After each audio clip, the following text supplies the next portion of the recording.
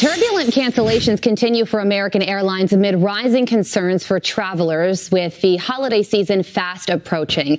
Here to react, Laura Cox, the United Airlines pilot who filed a medical exemption against the vaccine mandate. Good morning, Laura. Good morning, Carly. So American Airlines canceled 486 more flights yesterday, 2,000 flights canceled since Friday. So why are all of these flights being canceled? What's going on here?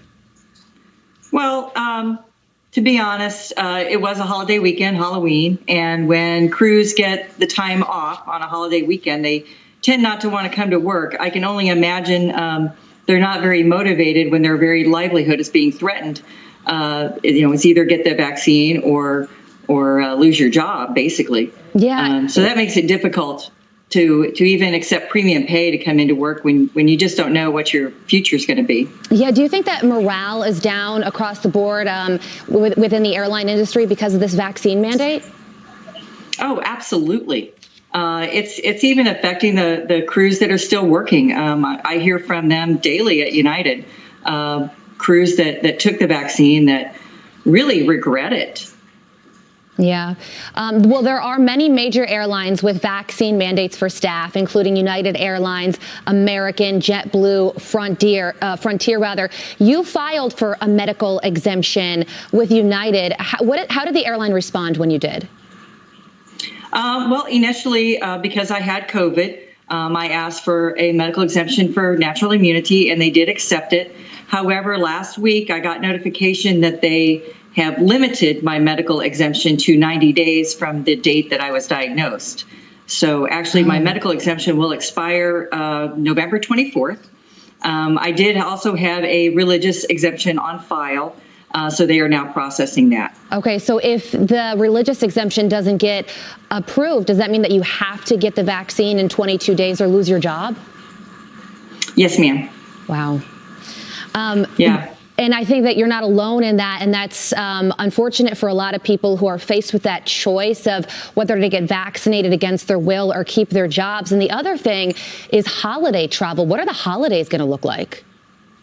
Well, most of the airlines are short-staffed as it is. I know that United has been calling flight attendants back from company-offered leaves of absences that were supposed to last into next year. So they're getting sudden callbacks to come back to work.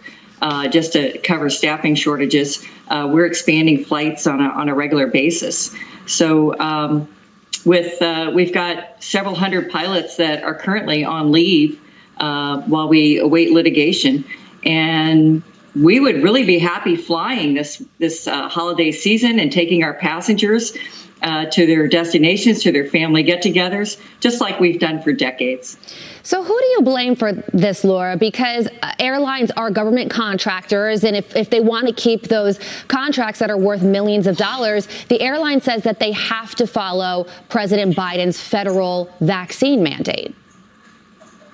I understand that Biden has done that. It is an executive order. It's not a law. And it's being challenged on many fronts. Many states, including my own home state of Texas, I believe, filed a lawsuit against that. My own governor has issued an executive order prohibiting companies from demanding their employees get a vaccine to work. So I think it's going to be fought out in the courts. But I think some of the other carriers, American and Southwest, their CEOs have pushed back somewhat against the mandate. And I believe that a company can have a mandate, but I also believe they have to follow the law and grant employees their civil rights under the law, which is all we are asking for. Yeah, well, you have been working for United for 36 years. You say that you love to fly, you love to get people to and from their destination safely. And we thank you so much for doing that and for joining us this morning, Laura. We appreciate it.